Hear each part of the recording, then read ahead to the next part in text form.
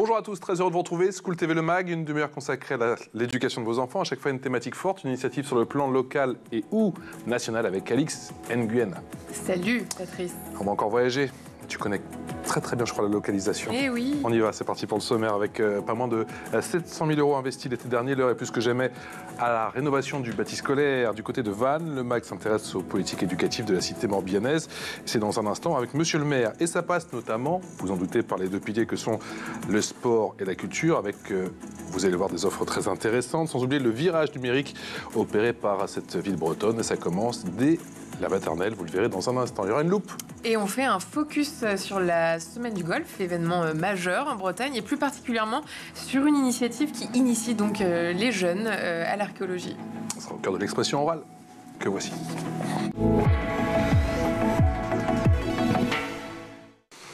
Bonjour David Robot. Bonjour. Bonjour Monsieur le maire, merci beaucoup d'avoir accepté notre invitation. Avec plaisir. Première du côté de Neuilly-sur-Seine, vous qui êtes l'heureux maire de Vannes, même s'il y a eu un petit week-end un peu compliqué. Ah oui, j'ai le droit d'en parler ou pas là, Oui, on peut parler effectivement. Parce qu'à Paris, ils sont tous contents, en football, en rugby, vous avez enchanté toute l'Ovalie, tout le monde de l'Ovalie. Effectivement, avant la dernière journée, samedi dernier, on accueillait Pau. Et puis, on devait absolument gagner pour rester en course pour le maintien, ouais. Pour au moins la 13e place. Ouais. Et je pense qu'aujourd'hui, on peut dire que les carottes sont cuites. Mais pour autant, la Bretagne a pensé, a rêvé rugby depuis août dernier. Donc ça a été parce que, pardon de vous couper, monsieur le maire, pour moi, la Bretagne, j'y vais depuis, comme Alix, depuis qu'on est tout petit. Pour moi, c'est une terre il y a de grands champions de cyclisme. Le foot, extraordinaire. Et on a vu en plus qu'a fait le stade brestois encore cette année. Mais le rugby, qu'est-ce qui se passe? Qu'est-ce que c'est que cette incongruité? Le club a 70 ans. Et il a été importé par les militaires qui quittaient de Wallis et Futuna ou des Fidji qui étaient militaires à Vannes juste avant la Seconde Guerre mondiale ou après. Ouais. Et le club a grandi. Et effectivement, pour aujourd'hui être un club avec près de 600 gamins qui tous les mercredis, samedis et dimanches sont sur les pelouses. Et puis le rugby n'existait pas beaucoup au nord de la Loire. Et aujourd'hui, on a beaucoup de clubs en Bretagne qui se créent et beaucoup d'enfants. Il y a un vivier maintenant. Il y a un vivier, oui. Ouais. Je rappelle que dernier match des U20, les U20 c'est de l'équipe de France de rugby, il y avait 3 Vantais. Wow. 3 Vantais sur 15 dans la feuille de départ, donc heureux. Et puis c'est que partie remise. Et le sport, c'est ça. Il y a des hauts, il y a des bas. En tout cas, nous avons beaucoup grandi. Oui, et puis c'est une bien belle vitrine encore une fois pour la ville avec et on arrêtera là-dessus cette parenthèse enchantée concernant le sport. Mais c'est vrai que ça donne une bien belle vitrine à la ville. C'est vrai que moi je pense à Vannes. Alors je pense le cyclisme, bien sûr, toute l'offre sportive. Il y a le Grand Air, la Bretagne, bien évidemment. Les fortifications aussi, effectivement, les remparts. C'est une histoire. On est une ville qui est bimillénaire, un peu plus de 2000 ans maintenant. Cette forteresse qui entoure la ville. Chaque année, la ville rachète des petites parties chez des propriétaires privés. Soit il y en a une jouissance publique de ces remparts, autrement dans 10, 20, 30 ou 40 ans. La plupart de ces remparts seront publics. On se fait une joie, effectivement, de retrouver une propriété publique de ces ouvrages. Depuis quand la politique éducative est au centre de votre offre à Vannes? Depuis très très longtemps. On est une ville moyenne aujourd'hui qui ne perdons pas de population, ce qui est assez rare. Combien d'habitants? 55 000 habitants. Et on gagne environ entre 100 et 200 habitants tous les ans. Pendant très très longtemps, et je les adore, on a plutôt accueilli des seniors. Et puis la LGV qui est même maintenant à 2h20 de Paris, la crise du Covid, le télétravail ont fait que beaucoup de couples, de cadres ont quitté soit la région parisienne, soit des villes comme Nantes ou Rennes qui sont pas très très loin pour venir s'installer à Vannes, avec une autre particularité qui est peu connue. Pour une ville de 55 000 habitants, on a 119 formations post-bac. 119. On a même une année de médecine maintenant à Vannes depuis 5 ans. Je l'avais obtenu quand Édouard Philippe était Premier ministre. Aujourd'hui, on travaille à l'arrivée des 2 premières années de dentiste à Vannes. Donc on sait que ces formations-là sont un facteur d'attraction pour des familles. Et puis je le répète que chaque année, depuis 20, 30 ou 35 ans, la Bretagne est en tête des résultats au baccalauréat. Donc c'est toujours le cas. Donc quand vous avez effectivement un territoire qui est très sympathique, qui est attractif, qui est culturel, qui est aussi iodé par rapport à la mer, et que vous avez une offre éducative de qualité, et ben vous n'hésitez pas à vous y implanter. Alix. Vannes, ce sont 4 900 enfants scolarisés. Quelles sont vos priorités? Alors déjà, où je suis très très content, je suis maire depuis 14 ans. Et je suis le même nombre d'enfants entre 2011 et la rentrée 2020. Ah, c'est constant. C'est constant. Ah, bien sûr, à 40 ou 50 enfants près. Mais donc, cette attractivité, vous l'expliquez seulement par... Alors déjà, chez nous, il y a une particularité, c'est que l'enseignement privé, sous contrat avec l'État, est majoritaire par rapport à l'enseignement public. C'est l'histoire de cette Bretagne catholique, effectivement, qui a traversé les siècles. Donc chez moi, j'ai 60% des enfants maternels et primaires qui sont dans le privé et 40% dans le public.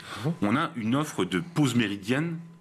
Les enfants ne sont pas juste là gardés par des ATSEM ou encadrés par des animateurs. Il y a des activités de qualité tous les midis. Et ça, je pense tous les midis, vous avez une offre de qualité. Autre chose... Mais c'est-à-dire, ça se traduit comment? Des animateurs, on joue aux échecs, on fait de la peinture, on fait du cirque, on fait... Voilà. Donc il y a le temps cantine et obligatoirement une activité. Pareil, on offre à chaque enfant qui est en CM1 et CM2 10 séances de voile. 10 séances en CM1 et CM2. Et puis depuis 2 ans, on a mis en place le savoir rouler à vélo. On a 10 séances pareilles pour les enfants de CE2. Donc tout ça fait qu'effectivement, on a plutôt un enseignement de qualité. On a une ville où il n'y a pas de problème de sécurité ou d'insécurité. Ça joue aussi. C'est beaucoup pour le cadre, effectivement, et l'environnement scolaire. Ouais. Et puis, on a des écoles publiques, parce que c'est la compétence de la ville. Effectivement, on investit beaucoup chaque année. Alors 700 000, c'était bon le chiffre? 700 000 l'été dernier? C'est à peu près ça, effectivement, de travaux. On fait tous les ans dans nos écoles publiques. Là, on est en train de créer un nouveau groupe scolaire et de loisirs Carniole, une nouvelle école, puisque une partie de la ville s'est beaucoup développée au nord de chez nous, au nord de l'agglomération. D'accord. Donc une école ça va sortir de terre d'ici février, mars prochain? C'est ça, début d'année 2026. J'aurais préféré que ce soit effectivement plutôt pour que les enfants puissent débuter l'année 2026 dans ce nouvelle école qui est juste à côté de chez eux. C'est les adhérents de tout chantier. On sait que ça prend toujours un peu de jusqu'au bout, il y aura jusqu'au bout. Quelque chose. Et vous êtes à la tête effectivement de la mairie depuis 14 ans. Pour faire sortir ce projet de terre, cette école Carmiole, c'est pour qu'on se rende compte, c'est combien d'années? C'est assez rapide puisque c'est 5 ans, à peu près 5 ans, parce que je ne lâche pas quand j'ai un dossier en main. Je suis relativement souvent sur le dos des amis, il me faut l'école là. Ça urge. Il faut. Et donc voilà, je pense régulièrement voir le chantier. Puis une autre force de nos écoles, je trouve à Vannes, c'est que la restauration scolaire est en régie municipale.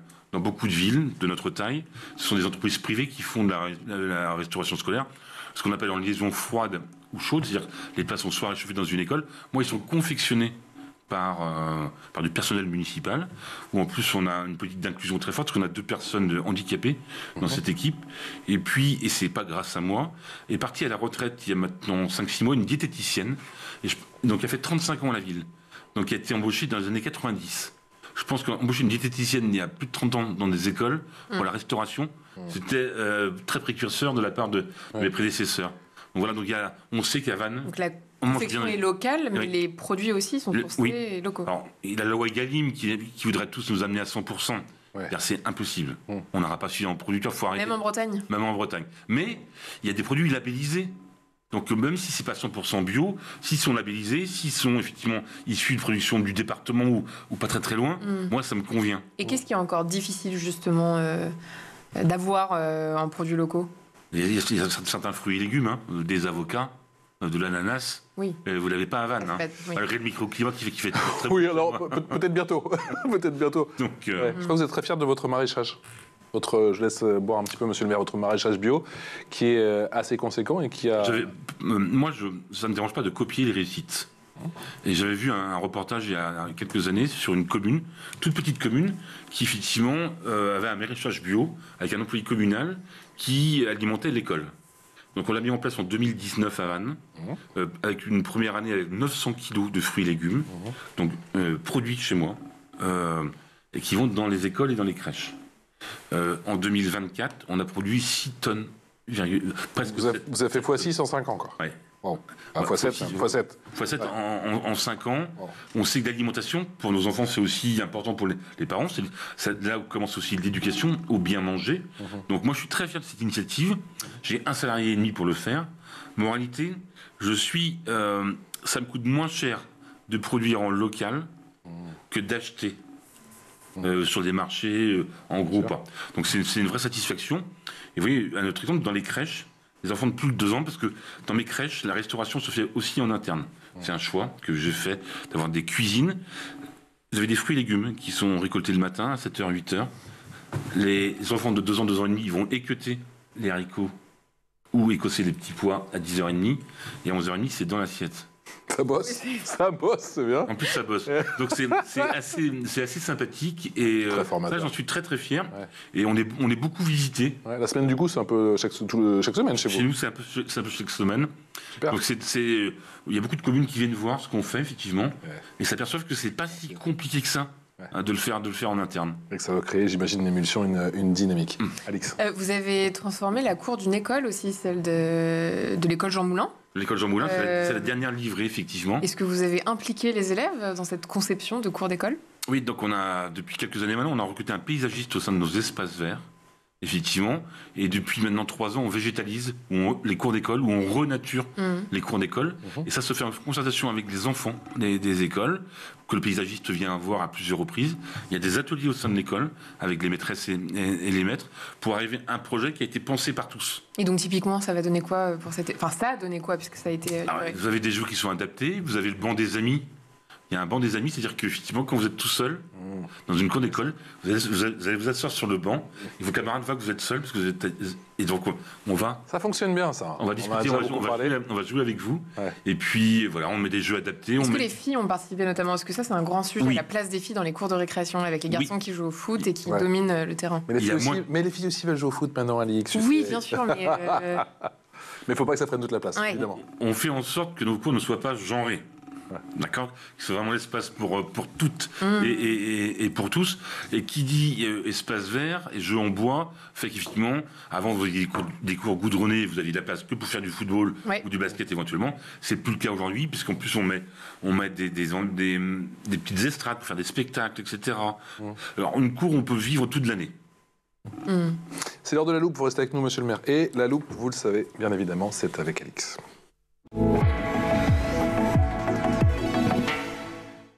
Alix, à Vannes, pendant la semaine du golf, un projet original a retenu l'attention des visiteurs. Des enfants ont construit et ont fait naviguer des embarcations inspirées de la préhistoire. Oui, et derrière cette aventure, il y a l'association Coruc, qui mêle archéologie expérimentale, transmission des savoirs anciens et pédagogie de terrain. Son nom, Coruc, désigne d'ailleurs une forme ancestrale de bateau, faite de peau tendue sur une armature, un clin d'œil à l'histoire maritime bretonne et plus largement à celle de l'Europe préhistorique. 29 jeunes ambassadeurs âgés de 8 à 12 ans, issus de 3 centres socioculturels vannetais, ont donc participé pendant plusieurs mois à une expérience inédite, fabriquer des embarcations en roseau à l'aide d'outils, vous pouvez le voir, rudimentaires, comme des poinçons en os, avant de naviguer à bord de leur propre création. Ce projet s'est construit en plusieurs temps, un mini-camp, 3 résidences d'archéologues au cœur des quartiers et enfin un séjour immersif de 5 jours. Tout au long de la semaine, les enfants ont partagé leurs découvertes avec le public lors d'ateliers, de jeux, de démonstrations sur le port de Vannes. Une embarcation a même été mise à l'eau, on l'a vu. Pour rappel, la semaine du Golfe, c'est un événement maritime majeur en Bretagne. C'est une grande fête qui met à l'honneur la mer, les voiliers traditionnels et le patrimoine maritime. Dans ce cadre, le projet Coruc reconnecte les jeunes à des gestes millénaires, à l'histoire et à leur environnement. On écoute Claire Tardieu, médiatrice en archéologie.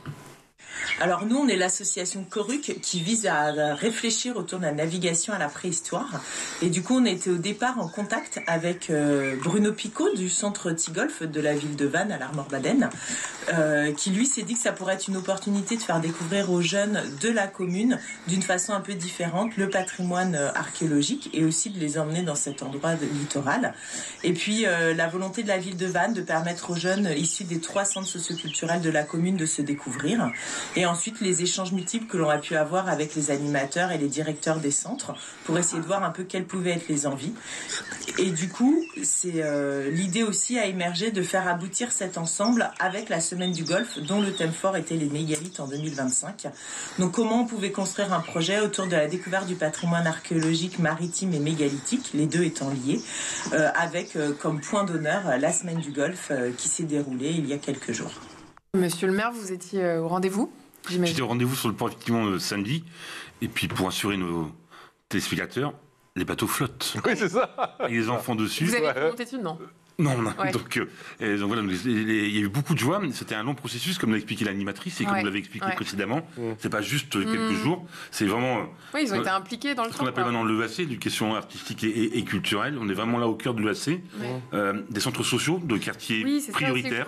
C'est une manière aussi de renforcer l'égalité des chances. C'est tout à fait ça. C'est le quartier principalement de Ménimur, auquel moi je suis très très attaché. C'est un quartier où j'ai travaillé. Il y a 25 ans, j'étais assistant social, travailleur social. Donc, je suivais des familles dans ce quartier. Maintenant, je croise encore des enfants que j'ai connus tout petits. Et donc, les voir sur le port, ils montraient que le port de Vannes, c'est l'écran de la ville. L'écran de la ville avec les remparts, on en parlait tout à l'heure. Il est pour toutes et il est pour tous. Et la semaine du golf, et ce projet, effectivement, de pirogue, il en fait partie. Et justement, c'est qui est intéressant. Vous êtes maire aujourd'hui, mais vous avez donc été sur le terrain. Vous pensez que ce genre d'initiative, ça a quel impact sur des enfants? Moi, j'ai vu des regards émerveillés durant, effectivement, cette semaine du golf. Ils sont au cœur de l'événement. Et en plus, des enfants qui ont construit ces pirogues, ils ne sont pas spectateurs, ils sont acteurs de la semaine du golf. Ils ont l'esplanade du port, on peut penser qu'il y a, sur 5-6 jours, c'est peut-être 100 000, 150 000 personnes qui sont passées. Et donc les gens se sont arrêtés. Regardez ce que ces enfants. Satisfaisant, quoi. C'est très satisfaisant, c'est valorisant, et ça montre effectivement que c'est pas parce que j'habite en ZUP, que j'habite en HLM, que je peux pas réaliser des choses aussi ordinaires, voire extraordinaires. Quel est le lien entre la ville de Vannes et Carnac? Alors Carnac, effectivement, tout le monde, chacun connaît les mégalithes de Carnac depuis une trentaine d'années maintenant. Le projet de labellisation UNESCO a été lancé. Il y a eu beaucoup de soubresauts dans ce dossier. Ça me semble fou, moi, quand on dit plus d'une trentaine d'années. Une trentaine d'années. Wow. Et puis avec Yves Coppens, qui a découvert Lucie en Éthiopie, vous savez, l'ancêtre de l'homme. Et puis, alors on parle beaucoup de Carnac, de ces sites mégalithiques. On parle moins effectivement des 27 autres sites, dont certains sont sur l'agglomération vantaise. On est vraiment partie prenante de ce dossier, avec parfois des menhirs ou des cromlechs qui sont immergés, qu'on ne découvre qu'à marée basse, entre l'île aux Moines et l'île d'Arc, pour ceux qui connaissent un peu le golfe du Morbihan. Donc c'est un très beau projet, bien sûr, de labellisation, très beau projet culturel, et puis c'est aussi un projet qui, je l'imagine, fera venir chez nous des touristes. On peut accueillir ce qu'on appelle des touristes du 1er janvier au 31 décembre, les ailes de saison. On n'est pas là pour accueillir des touristes uniquement de mai à octobre. Donc cette labellisation, et puis moi j'ai un musée à Vannes qui est actuellement fermé pour travaux importants, qui s'appelle le musée de Château-Gaillard, effectivement, qui parle de toutes ces recherches archéologiques, ces découvertes archéologiques. Et donc c'est aussi l'éducation de nos enfants aujourd'hui, mais surtout demain, qu'on pourra faire à travers cette labellisation UNESCO. Ça, on arrive à le vulgariser assez facilement pour les enfants. C'est un levier intéressant, puissant pour les plus petits, ou ça s'adresse déjà aux... Non, c'est pour les plus petits.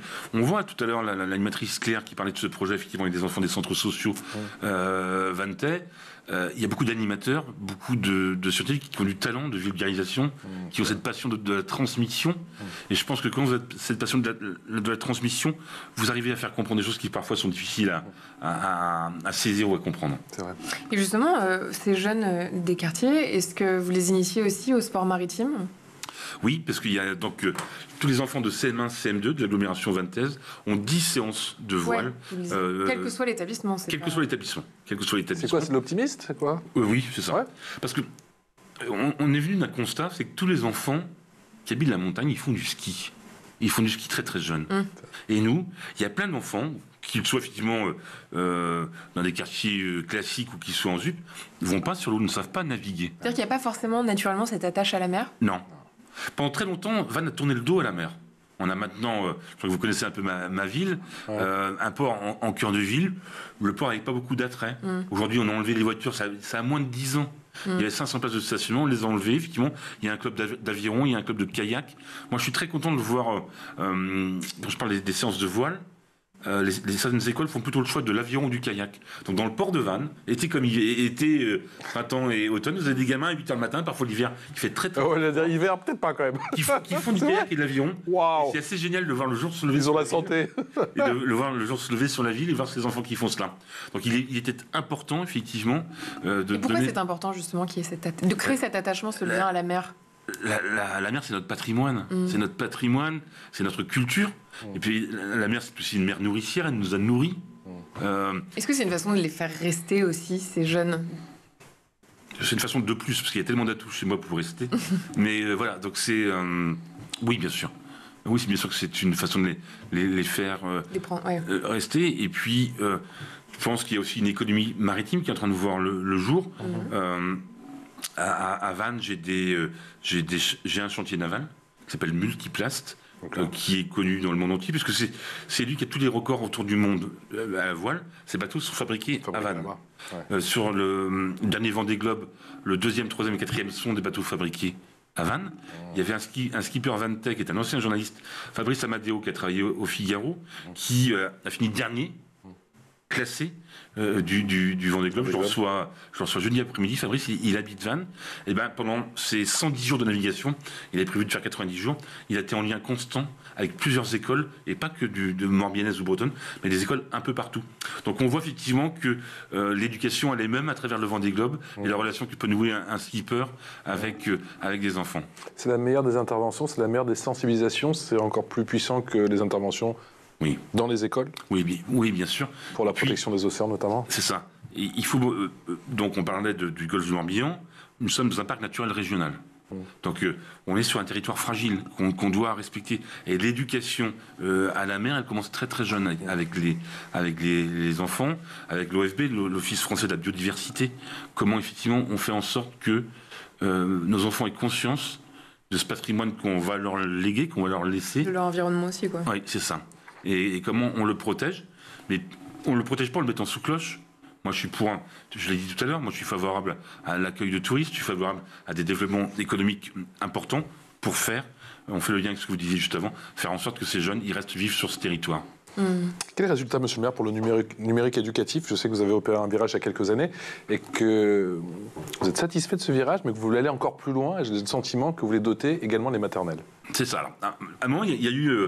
un débat. Il y a eu un vrai débat. Toujours. On a commencé il y a maintenant près de 20 ans avec les rétroprojecteurs informatiques. Puis après, on s'est posé la question de tablettes individuelles. On a fait le test des tablettes individuelles. Et puis, on entend tout et son contraire. Est-ce que c'est bien? Est-ce que c'est pas bien? Est-ce que c'est maintenir le lien du petit écran avec l'enfant? Est-ce que c'est pas lui créer très, très, très jeune ou trop jeune, pas une addiction, mais une dépendance? Donc aujourd'hui, toutes ces questions, on se les pose, mais on se les pose pas seul. Tout à l'heure, on parlait de l'université vantaise. On a aussi ce qu'on appelle l'université catholique de l'Ouest à Vannes, à Aragon, juste à côté, qui forme les professeurs des écoles. D'accord. Donc tout ça, c'est en réflexion avec, vous voyez, des gens qui sont en formation, avec des gens qui sont des instituts, et puis des gens comme nous autour. Et je disais, oui, ça va peut-être, vous êtes peut-être même équipé donc les maternelles, peut-être avec des tablettes, mais l'idée, c'est, j'imagine, de se dire qu'il vaut mieux que ces tout jeunes apprennent au mieux à maîtriser ces outils pour qu'il n'y ait pas les dérives qu'on connaît. Qu'on ait une maîtrise, que la tablette, elle ne sert pas à tout et n'importe quoi. Que la tablette, effectivement, c'est pas uniquement du jeu, mais c'est un facteur, effectivement, d'appropriation de culture, de culture générale. Donc voilà, il y a beaucoup d'éducation à faire parce qu'il est trop facile aujourd'hui de laisser son enfant avec une tablette. Bien sûr. Et non, c'est pas ça. Le but du jeu, justement, c'est... Et comment aussi, à un moment... je l'ai souvent dit, quand j'étais jeune, j'avais pas de livre chez moi. Donc il y a des enfants, il n'y a pas de livre à la maison. Et la tablette, ça peut être aussi une liseuse, ça peut être aussi une encyclopédie. Bien sûr. Et le montrer très jeune à des enfants, effectivement, qu'à travers cette tablette, il y a un savoir auquel, pour X raisons, on n'accède pas forcément à un niveau familial. À travers cette tablette, on peut sans doute faire certaines acquisitions. Et aujourd'hui, le rôle d'un élu, le rôle d'un maire, c'est de permettre. Voilà. Et peut-être qu'à travers cela, et l'avenir nous donnera raison ou pas, on pourra effectivement permettre à des enfants qui, c'est Bourdieu qui parlait effectivement de la reproduction sociale. Est-ce que nous, sortir du déterminisme. C'est ça. Est-ce que demain on pourra casser un peu ou pas ces codes? Et un peu dans la même veine, sur le sujet du décrochage scolaire, est-ce que vous menez des actions particulières bien à vous? Sans faire de politique, on peut se réjouir que le président de la République, lors de son précédent quinquennat, ait pensé au dédoublement des classes de CP, surtout en ZEP. Aujourd'hui, il y a quelques années, on était souvent à 28-29 élèves par classe. Il y a une baisse de la démographie en France. Et maintenant, on est plutôt à 21, 22, voire 23 élèves. Pour autant, il n'y a pas tant que ça de fermeture de classe. Donc ça fait partie effectivement d'aider à sortir d'une voie qu'on avait tracée pour vous malheureusement.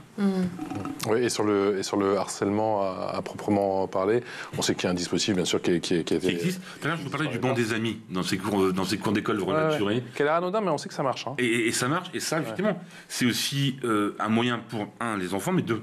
Personnel scolaire ou non scolaire qui accompagne ses enfants, de voir effectivement qu'il y a un gamin qui va pas bien parce qu'il est tout seul. Et pourquoi il est tout seul? Est-ce qu'il y a d'autres choses qu'on ne voit pas?